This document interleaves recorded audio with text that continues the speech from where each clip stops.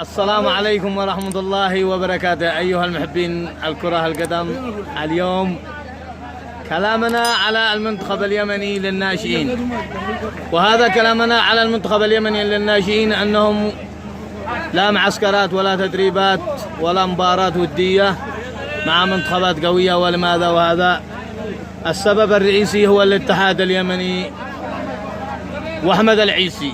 ولماذا وليش وكيف؟ إن الاتحاد اليمني الفاشل.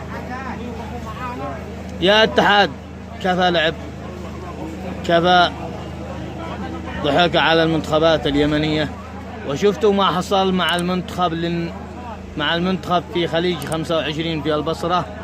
إن المنتخب اليمني خسر، والمنتخب اليمني لم يتجهز معسكرات ولا تدريبات ولا مباراة ودية.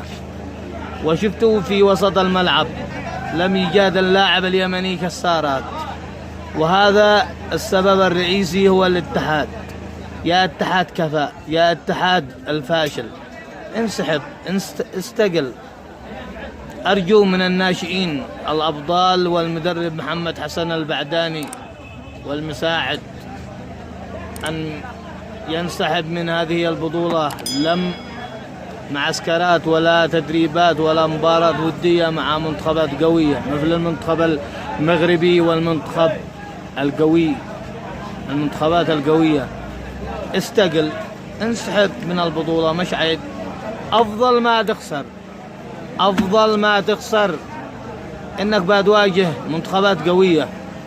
كده المنتخبات كامل بتتدرب، والمنتخب حقنا عادوا بيتجمع من اللاعبين، جمعوا 35 لاعب، وعاد باقي تصفيات اللعاب، من هو البطل ومن هو القوي ومن هو ذا. ليحين بعد شهرين باقي للبطولة 3 شهور.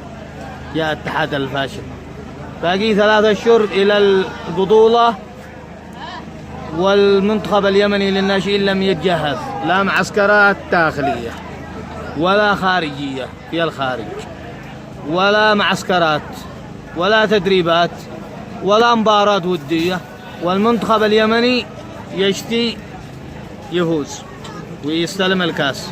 كلا، لا يفوز المنتخب ولا يستلم الكاس، والمنتخب اليمني بيخسر. إلا ما فيش معسكرات وتدريبات ومباراة ودية، المنتخب اليمني بيخسر المنتخب الناشئين. أقول لك استقل يا اتحاد اليمني، استقل، انسحب من البطولة، لا ذمتي، انسحب. والناشئين لو ما جهزوا يستقلوا أفضل. والمدرب محمد حسن البعداني ابتعد من البطولة، انسحب. قم اعلن ان المنتخب اليمني لم يتجهز لا معسكرات ولا تدريبات ولا مباراة ودية.